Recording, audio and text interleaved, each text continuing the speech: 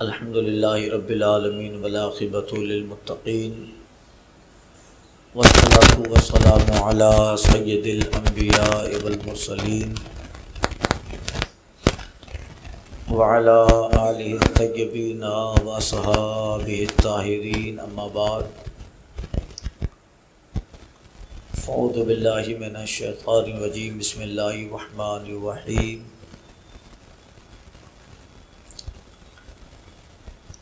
ولا تقولوا لمن يقتل في سبيل الله اموات، صدق اللہ المولانا العظیم وبلغنا رسوله النبی الامین المتین الکریم۔ مرتبہ بارگاہ رسالت معاب وآل و اصحاب رسالت معاب، مرکز عقیدت ختم مرتبت مصطفیٰ جان رحمت، شمع بزم ہدایت نوشئی بزم جنت، شہر یار ارم تاجداری حرم و بہاری شفاعت، جناب احمد مجتبیٰ محمد مصطفیٰ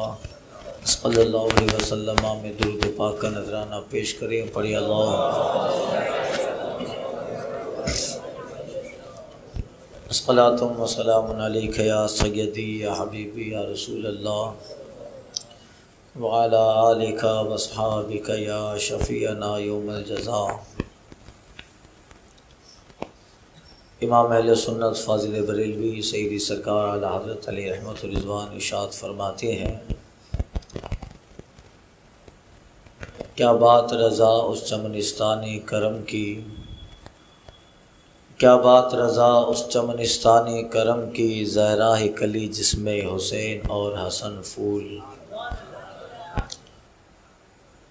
گزشتہ بیان میں حضرت فاروق اعظم اور کچھ حضرت عثمان غنی کے تعلق سے بھی عرض کیا۔ تیسرے خلیفۃ المسلمین حضرت عثمان غنی رضی اللہ تعالیٰ عنہ ہیں۔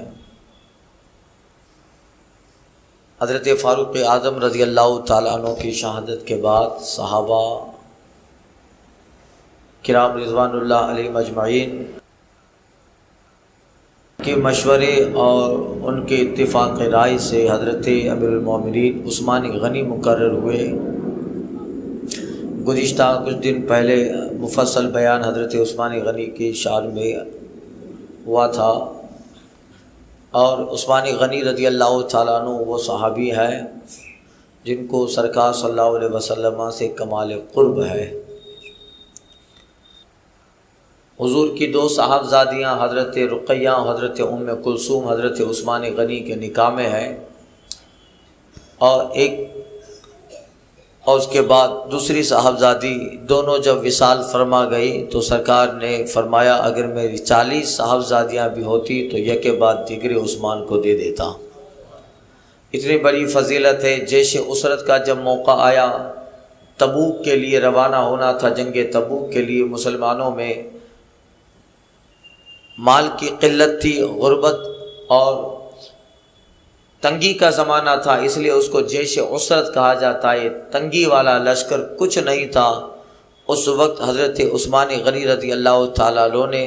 تقریباً کئی سو اونٹ، 900 یا 1000 کے قریب اونٹ ساز و سامان سے لدے ہوئے مجاہدین اسلام پر مصطفیٰ جان رحمت کو عطا فرمائے۔ یہ عثمان غنی رضی اللہ تعالیٰ عنہ نے اس قدر مال، یعنی آپ اندازہ لگائیے کہ اس قدر مال دینا آج کے زمانے میں کروڑوں روپیہ ہو گیا، آپ اندازہ لگاؤ، اور کئی بار کئی لاکھ دینار سرکار درہم سرکار صلی اللہ علیہ وسلم کی بارگاہ میں پیش کیے۔ یعنی اللہ نے جو مال دیا تھا اس میں اللہ کے رسول صلی اللہ علیہ وسلم کی بارگاہ میں پیش کرتے، اللہ کی راہ میں دیتے۔ حضور اتنا خوش ہوئے، آقا فرماتے ہیں کہ عثمان نے اللہ کو ایسا راضی کر لیا ہے کہ آج کے بعد یہ جو بھی کریں گے انہیں نقصان نہ دے گا۔ اس قدر اللہ تعالیٰ نے جو ہے دل اور مال کے ساتھ ان کا جگر بھی اللہ تعالیٰ نے اس قدر بڑا فرمایا تھا۔ مال آ جائے کمال نہیں ہے، مال کے ساتھ دل آ جائے یہ کمال ہے۔ مال تو بہت سارے لوگوں کے پاس ہوتا ہے، مگر سال میں ایک مرتبہ تجوری سے نکلتا ہوگا۔ یہ مال مالداری مال سے نہیں ہے، علامہ سعدی نے کھائے، تونگری بدل اس نہ بمال، بزرگی بعقل اس نہ بسال، کہتا ہے مالداری مال سے نہیں دل سے ہوتی ہے، اور بزرگی سال سے نہیں عقل سے ہوتی ہے، عقل سے ہوتی ہے بزرگی۔ تو وہ مال حضرت عثمان غنی کو اللہ تعالیٰ نے دل بھی ایسا عطا فرمایا تھا۔ سنیے، جب تک خلیفۃ المسلمین بن کے رہے، آپ نے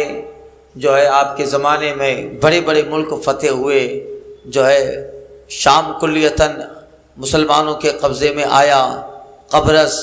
مراکش، آذربائیجان اور بڑے بڑے علاقے مسلمانوں کی حد میں یعنی سلطنت اسلامیہ میں آئے، اور حضرت عثمان غنی رضی اللہ تعالیٰ عنہ کے زمانے میں اللہ تعالیٰ نے اس قدر انعام اور اس قدر نعمتیں مجاہدین اور اہل اسلام پہ اتاری۔ شروع کے کچھ سال بہت اچھی طرح معاملہ رہا، مگر بعد میں حضرت عثمان غنی رضی اللہ تعالیٰ عنہ کے مقرر کردہ مصر کے گورنر تھے عبداللہ بن ابی سرح، جو حضرت عثمان غنی رضی اللہ تعالیٰ عنہ نے مصر کے جو گورنر تھا عبداللہ بن ابی سرح۔ تو یہ وہ وقت تھا کہ جب آخری دور تھا، حضرت عثمان غنی رضی اللہ تعالیٰ عنہ کی خلافت کے آخری سال تھے۔ تو آپ جہاں جہاں بھی گورنر مقرر کرتے، فاروق اعظم کے اسی روش پر طرز پر آپ کام کرتے، وہ سب اس کی آمدنی کو لکھ لینا، کتنا کماتا ہے، کیا پہنتا ہے۔ فاروق اعظم نے جو رولز و قانون بنایا تھا کہ جہاں جس صوبے کا سی ایم مقرر ہوگا، گورنر مقرر ہوگا، فاروق اعظم نے سب قانون بنائے تھے۔ گورنر ریشم کا لباس نہیں پہنے گا، پتلا کپڑا نہیں پہنے گا، ترکی گھوڑے کی سواری نہیں کرے گا، اپنا دروازہ غریبوں کے لیے بند نہیں کرے گا، اپنے محافظ کے لیے سیکیورٹی گارڈ نہیں رکھے گا۔ یہ ساری چیزیں فاروق اعظم نے گورنروں پر تاکید سے اس پہ عمل کرواتے تھے۔ اس لیے یہ ساری چیزیں عثمان غنی کے زمانے میں بھی تھی، مگر مصر کا گورنر جس کو مقرر کیا تھا عبداللہ بن ابی سرح، اس نے ظلم کا دروازہ کھول دیا، اور کچھ مصری لوگوں کو بغیر قصور کے جو ہے عبداللہ بن ابی سرح نے قتل کر دیا۔ مصر کے لوگوں نے عثمان غنی رضی اللہ تعالیٰ عنہ کے پاس خط لکھا کہ آپ کا یہ گورنر خام لوگوں سے جو ہے جبراً لوگوں سے کام بھی کرواتا ہے، اور جو قانون ہے اس پہ عمل نہیں کرتا ہے، اور ان سے ہم لوگ تنگ آ گیا ہے۔ یعنی مصر کے بہت سارے لوگوں نے مدینہ میں حضرت عثمان غنی کو شکایت فرمائی کہ گورنر چینج کر دیا جائے، سی ایم بدل دیا جائے مصر کا۔ حضرت عثمان غنی رضی اللہ تعالیٰ عنہ نے خط میں تاکید کی کہ آج کے بعد عبداللہ بن ابی سرح کی شکایت نہیں آنی چاہیے، ورنہ سخت کارروائی ہوگی۔ یہاں تک کہ جو لوگ عبداللہ بن ابی سرح مصر کے گورنر کی شکایت لے کر عثمان غنی کے پاس آئی تھی، جب واپس وہ مصر میں لوٹے تو اس گورنر نے ان کو دھیان میں رکھا کہ میری شکایت کرنے عثمان غنی کے پاس گئے تھے، یہاں تک کہ موقع پا کر گورنر مصر عبداللہ بن ابی سرح نے ان سب آدمیوں کو بلا کے قتل کر دیا۔ اب وہ مصر کے حالات خراب ہو گئے۔ سنیے، اب کربلا کا واقعہ شروع ہو گیا ہے، اب یوں ہی سمجھ لیجئے، ابھی تک فضیلتیں تھی، ابھی تک جو ہے فضیلت کی باتیں تھی، اب یہیں سے سب شروع ہو رہا ہے، یہیں سے حالات بگڑے ہیں اور کربلا کا واقعہ پھر پیش آیا ہے۔ لہذا غور سے سنیے گا آپ، انشاءاللہ تعالیٰ آپ کے دماغ میں مکمل واقعہ اتار دوں گا انشاءاللہ تعالیٰ، تو غور سے سنیے گا۔ اب وہاں کے لوگ پھر حضرت عثمان غنی رضی اللہ تعالیٰ عنہ کے پاس آئے کہ اب تو معاملہ حد سے بڑھ گیا ہے، اب کیا کیا جائے۔ مدینہ پاک میں آئے، حضرت زبیر سے ملاقات کی، حضرت مولا کائنات حضرت علی سے ملاقات کی، اور دیگر صحابہ کرام رضوان اللہ تعالیٰ علیہم اجمعین سے ملاقات کی، اور ساری باتیں بتائی کہ مصر کا گورنر نے کس طرح ظلم کا دروازہ کھولا ہے۔ مولا کائنات گئے کہ حضور آپ کے پاس جب یہ مصری لوگ آئے ہیں آپ گورنر کو تبدیل فرما دیں۔ جب یہ بات ہوئی تو کہا ٹھیک ہے، تم جس میں سے چاہے ان لوگوں میں سے دوسرا مصر کا نیا گورنر مقرر کر لو۔ مصری لوگ بولے ابو بکر صدیق کے لڑکے محمد بن ابو بکر ہے، ہم اسے گورنر بنانا پسند کرتے۔ ٹھیک ہے، ایک خط لکھا، اور خط میں حضرت عثمان غنی نے لکھا کہ مصر کے لوگ آئے ہیں اور مصر کا جو موجودہ گورنر ہے عبداللہ بن ابی سرح، یہ فوراً ریجیکٹ یعنی معزول ہوتا ہے، ریزائن کیا جاتا ہے اس کو، اور اب سے مصر کا نیا گورنر ابو بکر کے صاحبزادے محمد بن ابو بکر ہوں گے۔ خط لکھا، مہر لگائی، دستخط کیا، اور انہی مصری لوگوں کے ساتھ جو ہے خط روانہ کیا، ساتھ میں محمد بن ابو بکر حضرت ابو بکر صدیق کے صاحبزادے بھی ہیں، روانہ ہوئے۔ اب کچھ لوگ بڑی گہری چال چلے۔ مروان کا نام سنا ہوگا، مروان تو گالی بن گیا ہے، بڑا منافق قسم کا آدمی مروان، شاطر دماغ کا، یہ سب منافق کی جماعت میں تھے جو بظاہر تو اسلام اور مسلمانوں کا لبادہ پہنے تھے، مگر اندر سے ہمیشہ اسلام کو ختم اور اسلام کو توڑنے کی فکر میں رہتے تھے۔ اب چال یہ چلی کہ یہاں مدینہ سے نئے گورنر کا ایک خط عثمان غنی نے لکھ دیا، اور یہ قافلہ مصر کے جو 700 لوگ آئے تھے، جب یہ قافلہ مصر کے لیے روانہ ہوا، اب کسی منافقین مدینہ تھے، ان کے دماغ میں یہ بات آئی کہ اگر وہ آدمی جو ہمارا ہی ہے اصل میں جو مصر میں ہے، اب یہ نیا آدمی جائے گا تو پھر ماحول شانتی والا ہوگا، اس لیے شانت ماحول نہیں ہونا چاہیے۔ کیا کیا جائے؟ مروان کے تعلق سے روایت ملتی ہے، اس نے ایک چال چلی، وہ قافلہ 700 آدمی مصری اور نیا گورنر محمد بن ابو بکر جب ابھی مدینہ سے باہر نکل کر کچھ دور ہی چلے تھے کہ لوگوں کی منافقین کی چال پر یہ سارا میٹر، یہ سارا منظر پیش کیا گیا کہ ایک سوار کو تیار کیا گیا، جو سوار عثمان غنی کا غلام تھا، ایک گھوڑا لیا گیا جو عثمان غنی کے استبل سے ہی گھوڑا نکالا گیا تھا، ایک مشکیزہ جو عثمان غنی ہی کا تھا، اور یہ ساری چیزیں لے کر ایک آدمی کو سمجھایا گیا کہ فلاں آدمی پر جب قافلہ پہنچے تو تم ان قافلے کے درمیان سے تیزی سے گزر جانا، اس طریقے سے تا قافلے کے قریب سے گزر جانا کہ لوگ نہ چاہتے ہوئے بھی تم پہ شک کرے کہ یا تو چور ہو یا مالک کا بھاگا ہوا غلام ہے۔ یہ سنیے گا باپ، تو اب یہ سب مروان کی چال تھی۔ خیر وہ قافلہ کچھ دور چلتا ہے، یہاں تک کہ اسی چال کو جو ہے بروئے کار لایا گیا۔ ایک تیز اونٹنی پر یا گھوڑے پر سوار آدمی، اونٹنی پہ سوار آدمی وہاں سے تیز گزرتا ہے۔ جب وہ قافلہ جو مصری لوگ ہیں اور نئے گورنر محمد بن ابو بکر کو لے کے مصر جا رہے ہیں، جب انہوں نے دیکھا کہ کوئی سوار بڑا تیزی سے گزر گیا، لوگوں کے دل میں خیال ہوا یا تو چوری کر کے بھاگا ہے یا تو اپنے مالک کا بھگوڑا غلام لگتا ہے، لہذا پکڑو۔ اب اس کو پکڑنے کی فکر کی، وہ سوار بھی چاہتا ہے کہ مجھے پکڑ لے، پہلے سے پری پلانڈ ہے، ایسا ہونا ہے، ایسا ہی ہو جائے۔ لوگوں نے قافلے میں سے گھوڑا دوڑایا، اس کو پکڑ لیا کہ کیا کہاں جاتے ہو؟ اب وہ جو ہے جان بوجھ کر اداکاری کر رہا ہے کہ کون ہو، کبھی کہتا ہے میں جو ہے عثمان غنی کا غلام ہوں، کبھی کہتا ہے نہیں عثمان غنی کا غلام نہ ہوں، فلاں بن فلاں کا غلام ہو۔ اس طرح اس کی ڈبل باتوں سے وہ جان بوجھ کر یہ کر رہا ہے کہ جان بوجھ کر ان سارے لوگوں کا شک اس کے اوپر آئے، باتیں بدلا۔ لوگوں نے اس کی تلاشی لی، جب اس کی تلاشی لی تو مشکیزہ نکلا، مشکیزے میں خط نکلا، خط میں یہ لکھا ہوا تھا کہ یہ مصری لوگ میرے پاس آئے تھے۔ خط عثمان غنی کے طرف سے تھا، یعنی نام عثمان غنی کا تھا، گویا رائٹر اس خط کے عثمان غنی ہیں، لیکھک اس خط کے عثمان غنی ہیں، گویا کہ ایسا ہی لکھا گیا تھا کہ سنو خط نکلا تو خط میں لکھا ہوا تھا کہ یہ لوگ آئے تھے اور تمہاری شکایت لے کے آئے ہیں، میں نے ان کو سمجھا بجھا کر کہہ دیا ہے کہ جاؤ محمد بن ابو بکر کو نیا گورنر مقرر کر لو، مگر یہ لوگ ان سارے قافلے کی سربراہی آگے وانی لے کے آئے تھے اور نیا گورنر محمد بن ابو بکر کو لے کے آ رہے ہیں، لہذا ایک گورنر مصر عبداللہ بن ابی سرا، جب یہ لوگ تیرے پاس آئیں تو میرے خط کی پرواہ مت کرنا بلکہ ان سب کو قتل کر دینا، اور جب تک میرا دوسرا خط نہیں آتا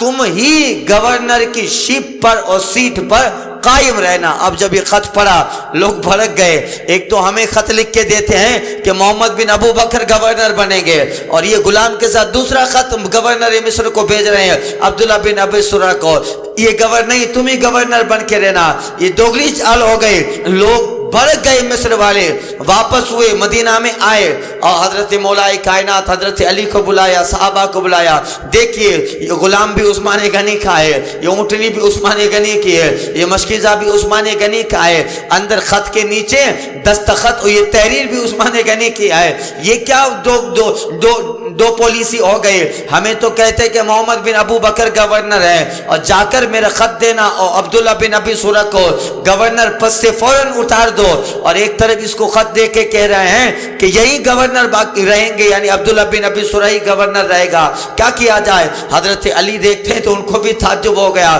عثمان غنی تو کبھی ایسا نہیں کر سکتے ہیں، فوراً اپنے کچھ ساتھیوں کو لے کر گورنر ہاؤس میں داخل ہوئے، حضرت عثمان غنی رضی اللہ تعالیٰ عنہ کو سب دکھایا، حضرت عثمان غنی بھی سوچ میں پڑ گئے، مولا کائنات کہتے ہیں غلام آپ کا ہے؟ عثمان غنی نے کہا غلام میرا ہے، کہا یہ اونٹنی کا اونٹنی بھی میری ہے، مشکیزہ کا مشکیزہ بھی میرا ہے، پھر خط حضرت علی نے دکھایا، حضرت عثمان غنی کہتے اے علی اللہ کی قسم کھا کے کہتا ہوں غلام اونٹنی مشکیزہ میرا ہے، مگر یہ خط نہ میرا ہے نہ اس میں تحریر میری ہے، میں کبھی بھی یہ نفاق نہیں کر سکتا ہوں، یہ کسی نے چال چلی ہے اور مجھے پھنسایا جا رہا ہے، نہ یہ خط میرا ہے اور نہ خط میں دستخط میرے ہیں اور نہ لکھاوٹ میں نے لکھی ہے، اور نہ میں اللہ کی قسم کھا کے کہتا ہوں نہ میں نے کسی کو لکھنے کا حکم دیا ہے۔ جب آپ نے اللہ کی قسم کھائی مولا کائنات سمجھ گئے عثمان غنی تو غلط قسم نہیں کھا سکتے، یعنی کسی کی چال لگتی ہے، بہت غور و فکر کیا گیا، کہاں یہ رائٹنگ تو مروان کی ہے، یہ رائٹنگ مروان کی ہے، اور اسی وقت مروان عثمان غنی رضی اللہ تعالیٰ عنہ کے دربار میں بیٹھا ہوا تھا، لوگوں نے نعرہ بلند کیا کہ مروان کو ہمارے پاس دے دو، ہاں یہ رائٹنگ مروان کی ہے، مروانی نے چال چلی ہے، عثمان غنی کو پھنسا رہا ہے، اسلام میں ایک نفاق پیدا کر رہا ہے، مگر عثمان غنی ایک خلیفۃ المسلمین ہے، یہ ساری تحریر یہ کسی کے لیے دلیل نہیں ہوا کرتی ہے، کسی پہ بڑی تہمت کرنے کے لگانے کے لیے، کسی پر جو گناہ ثابت کرنے کے لیے ایک مضبوط وٹنس ہونا چاہیے، ایک مضبوط شہادت و گواہ ہونے چاہیے، یہ خط کسی کے لیے تحریر یہ کسی کے لیے گواہ نہیں بن سکتی۔ عثمان غنی سے لوگوں نے کہا کہ مروان کی چال ہے، آپ مروان کو ہمارے حوالے کر دیجئے، ابھی سارا سچ اگل لیں گے، مگر عثمان غنی خلیفۃ المسلمین ہے، ایک خلیفہ کا جو منصب ہوا کرتا ہے، ایک خلیفہ کی اپنی ذمہ داری ہوتی ہے، آپ فرماتے ہیں الخط یشبہ بالخط، یعنی خط خط کے مشابہ ہو سکتا ہے، ایک آدمی کی تحریر دوسرے آدمی کی تحریر کے مشابہ ہو سکتی ہے، اگر یہ مروان کی تحریر نہیں ہے تو خامخواہ میں بے قصور آدمی مارا جائے، اور یہ خط شریعت میں دلیل نہیں بن سکتا ہے، یہ شریعت میں وٹنس و گواہ نہیں بنے گا، یہاں تک کہ آپ نے مروان کو پیش نہ کیا، سارے لوگ دربار سے جب باہر نکلے کچھ لوگ کہہ رہے تھے عثمان غنی تو قسم کھا کے بری ہو گئے، یعنی اس معاملے میں عثمان غنی کا ہاتھ نہیں ہے، مگر کچھ آدمی کہنے لگے ہاں مگر جب تک عثمان غنی مروان کو ہمارے حوالے نہیں کرتے ہیں شک کی سوئی ان پہ بھی لٹکتی رہے گی۔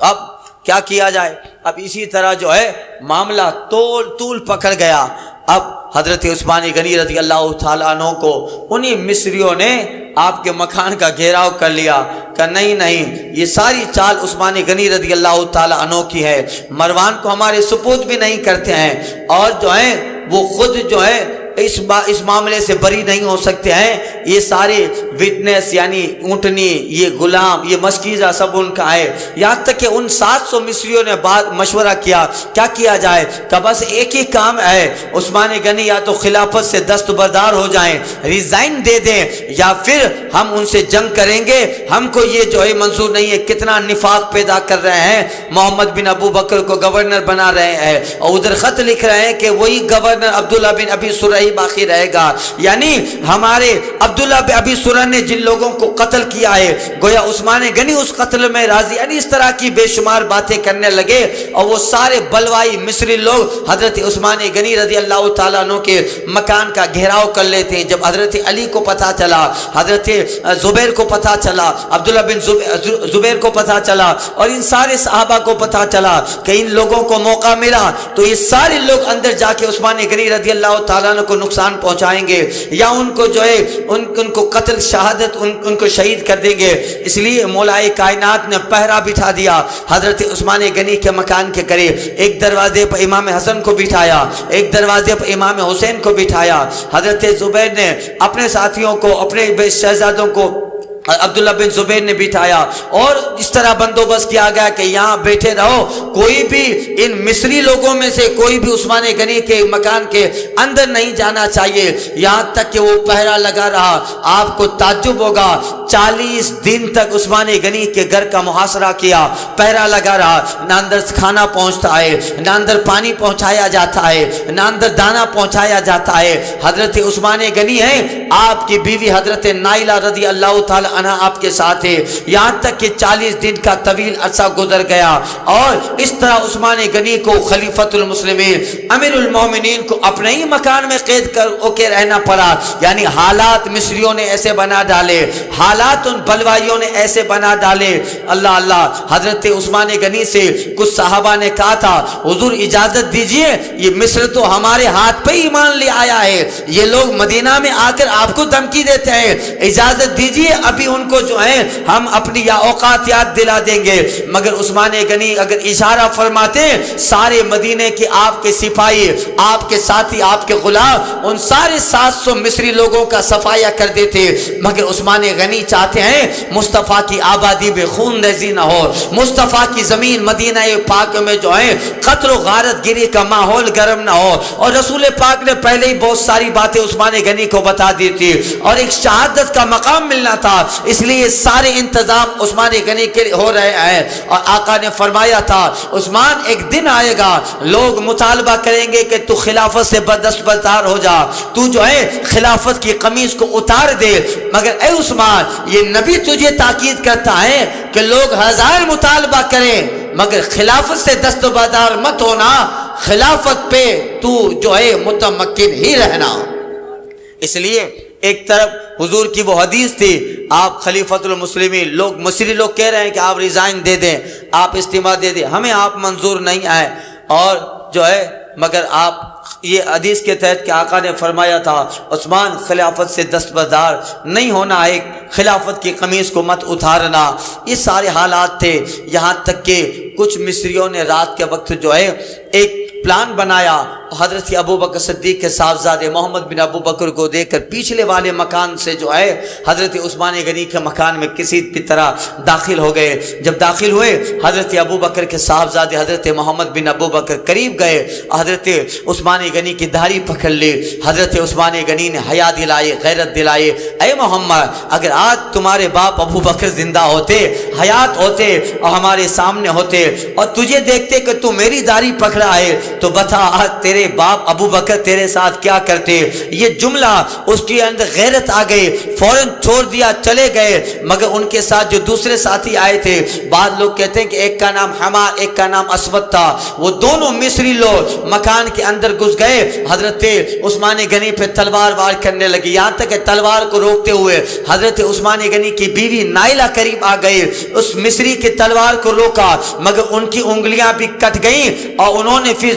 ذرا بھی دریغ نہ کیا اور ان دونوں مصریوں نے حضرت عثمان غنی رضی اللہ تعالیٰ عنہ پہ تلوار چلائی اور آپ قرآن مجید کی تلاوت فرما رہے تھے۔ اور 1-2 دن پہلے خواب بھی دیکھا تھا مصطفیٰ جان رحمت ابو بکر صدیق کو فاروق اعظم کے ساتھ خواب میں آئے تھے، آقا فرما رہے تھے عثمان کل کی افطار ہمارے ساتھ کرنی ہے، کل کا روزہ ہمارے ساتھ کھولنا ہے، یعنی یہ سب شہادت کے انتظام ہو رہے تھے، یہاں تک کہ ان کی تلوار آپ کی گردن پہ چلی اور آپ قرآن پاک کی سورہ بقرہ کی تلاوت فرما رہے تھے۔ یہ آیت کریمہ سیکفیکہم اللہ وہو السمیع العلیم، آپ کے خون کا قطرہ اسی آیت کریمہ پہ گرتا ہے اور آپ شہادت کا مقام پا لیتے ہیں۔ ابر کرم ان کے مرکز پہ گور باری کرے، حشر تک شان کریمی ناز برداری کرے، ہزاروں رحمتیں ہو اے امیر کارواں تجھ پر، فنا کے بعد بھی باقی ہے شان رہبری تیری۔ پھر آپ کا جو ہے آپ کو جنازہ تیار ہوا آپ کا، اور جنت البقیع میں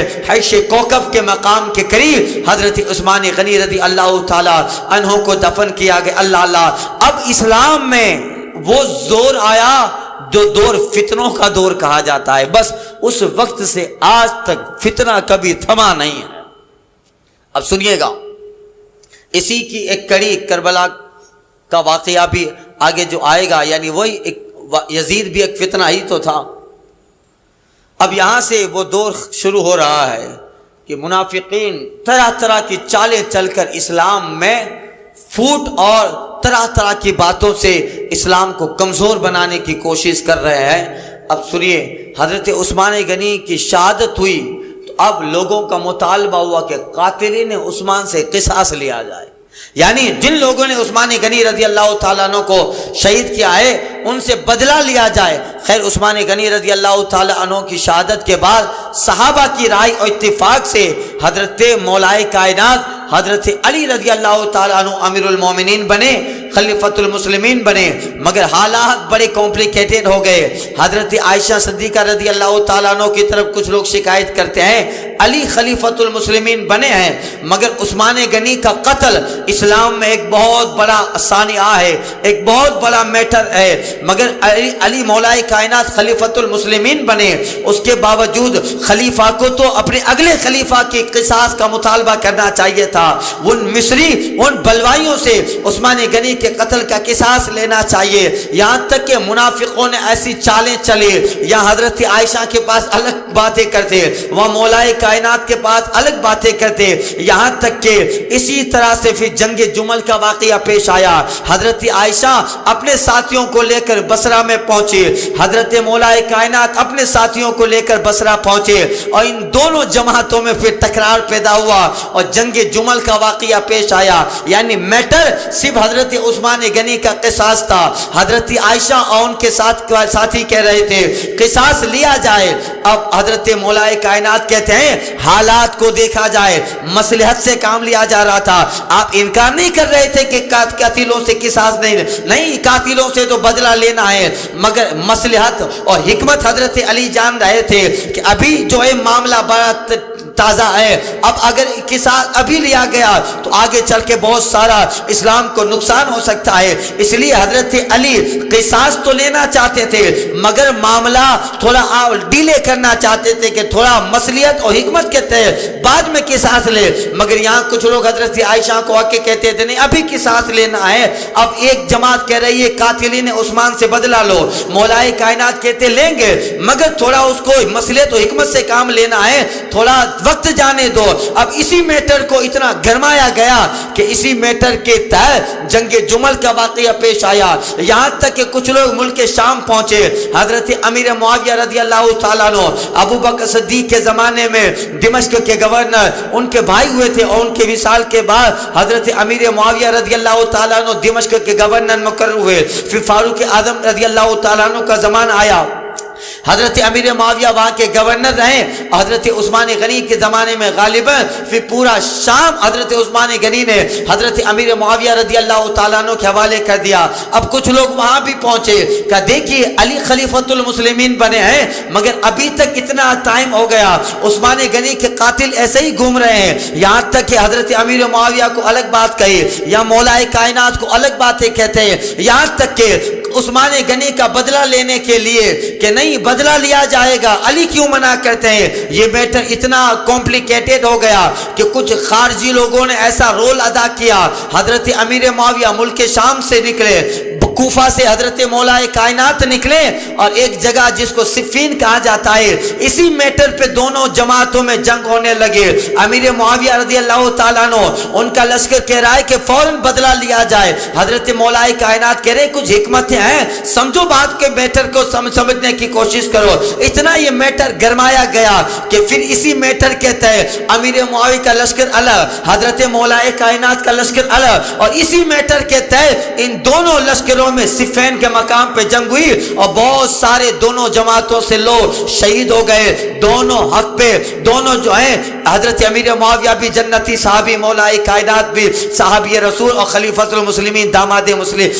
مصطفیٰ صلی اللہ علیہ وسلم آئے۔ خیر یہ جنگ جمل جنگ صفین کے واقعات اس پہ تاریخ لکھنے والوں نے بہت ساری باتیں کہی ہیں، مگر اہل سنت والجماعت کا عقیدہ، ہمارے بزرگ ہمارے علماء فرماتے ہیں عوام کو ان ساری چیزوں میں میٹر اور دھیان نہیں دینا چاہیے۔ امیر معاویہ نے کیا کیا، مولا کائنات نے کیا کیا۔ حضرت امیر معاویہ صحابی ہیں، مولا کائنات سید السادات ہیں اور مولا کائنات سید ولایت ہیں، اللہ نے ان کو مقام و منصب و فضیلت عطا فرمائی۔ مگر ہمارے نزدیک امیر معاویہ رضی اللہ تعالیٰ عنہ بھی صحابی رسول ہیں۔ خیر یہ الگ میٹر ہے، تاریخ لکھنے والوں نے اور بعد میں شیعہ لوگوں نے اس میٹر کو اتنا اچھالا ہے، اتنا اچھالا ہے کہ العیاذ باللہ تعالیٰ، اور اس طرح اس پہ میٹر پہ کتابیں لکھی گئی کہ ہر روز ایک نیا فتنہ ہو رہا ہے ان ساری چیزوں کو دیکھ کر۔ خیر یہ جنگ جمل اور جنگ صفین کا واقعہ پیش آیا۔ مولا کائنات رضی اللہ تعالیٰ عنہ پھر کوفہ میں آ گئے۔ آپ مدینہ کو دارالخلافت نہ بنایا، پارلیمنٹ حضرت علی نے مدینہ کو نہ بنایا، حالات خراب تھے۔ عثمانی غنی کی شہادت کے بعد طرح طرح کے فتنوں کا دروازہ کھل گیا۔ اب اگر فتنے اور بڑھیں گے ہو سکتا ہے کہ مدینہ میں لڑائی ہونی پڑے، مدینہ میں جنگ ہو۔ اس وجہ سے حضرت مولا کائنات نے، حضرت علی نے مدینہ پاک کو جو ہے گورنر ہاؤس، مدینہ پاک کو پارلیمنٹ یا مدینہ پاک کو دارالخلافت نہ بنایا۔ آپ مدینہ پاک سے نکلے اور کوفہ کو دارالخلافت بنایا۔ آپ خلیفۃ المسلمین بن کے رہیں۔ اللہ اللہ جتنے سال تک حضرت مولا کائنات خلیفۃ المسلمین بن کے رہتے ہیں، آپ حالات پڑھیے، اللہ کے رسول صلی اللہ علیہ وسلم نے کتنی ساری برکتیں اور فضیلتوں سے حضرت مولا کائنات کو نوازا تھا۔ کون علی ہیں؟ سید السادات مولا کائنات۔ کون علی؟ جن کے بارے میں مصطفیٰ فرماتے ہیں من کنت مولا فعلی مولا، جس کا میں مولا ہوں علی بھی اس کا مولا ہے، جس کا میں آقا ہوں علی بھی اس کا آقا ہے۔ کون مولا کائنات؟ جس کے بارے میں مصطفیٰ فرماتے ہیں انا مدینۃ العلم وعلی بابها، میں علم کا شہر ہوں، علی اس کا دروازہ ہے۔ کون مولا کائنات؟ مصطفیٰ فرماتے جنت میں وہی جائے گا جس کے دل میں علی کی محبت ہے، جس کے دل میں علی کی عداوت ہے وہ جنت کی خوشبو بھی نہ پائے گا، جس کے دل میں علی سے نفرت ہے وہ جنت کی خوشبو بھی نہ پائے گا۔ کون مولا کائنات؟ اللہ اللہ اہل بیت رسالت جو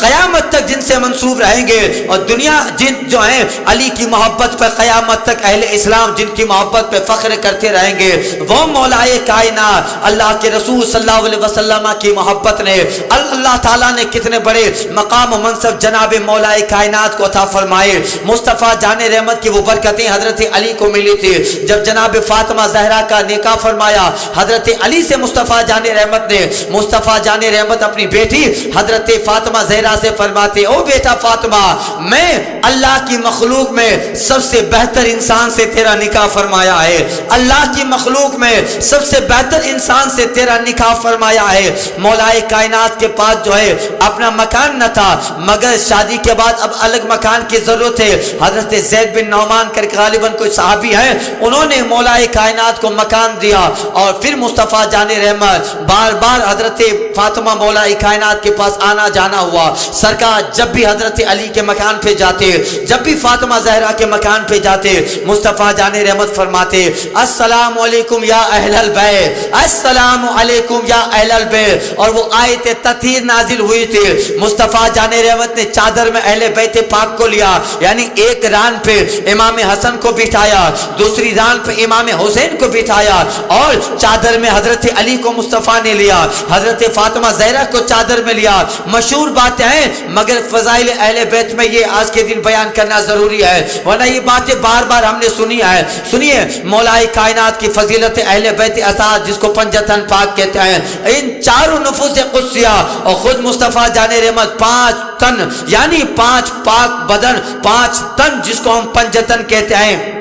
یہ چادر میں آئے، اور مصطفیٰ جان رحمت پر اللہ تعالیٰ کی طرف سے آیت کریمہ نازل ہوتی، اور مصطفیٰ جان رحمت پہ حضرت جبریل قرآن کی آیت لے کے آتے ہیں۔ اللہ تعالیٰ فرماتا ہے انما یرید اللہ لیذھب عنکم الرجس اہل البیت ویطہرکم تطہیرا، اے محبوب اللہ تو یہ چاہتا ہے کہ آپ کے اہل بیت کو خوب پاک اور صاف و ستھرا کر دے، لیذھب عنکم الرجس، تم سب سے اللہ برائی لے جائے، گندگیاں دور کر دے، وَيُطَهِّرُكُمْ تَطْهِيرًا، اور تم سب کو اللہ خوب پاک فرما دے۔ آیت تطہیر نازل ہوئی، آیت طہارت نازل ہوئی، یعنی آیت تطہیر اہل بیت پاک کے تعلق سے اتری۔ اس کے بعد سرکار جب بھی مولا کائنات اور فاطمہ زہرا کے مکان کے قریب سے گزرتے، حضور فرماتے السلام علیکم یا اہل البیت، السلام علیکم یا اہل البیت۔ یہ مولا کائنات، یہ اہل بیت رسالت مصطفیٰ جان رحمت اور آپ کے صاحبزادے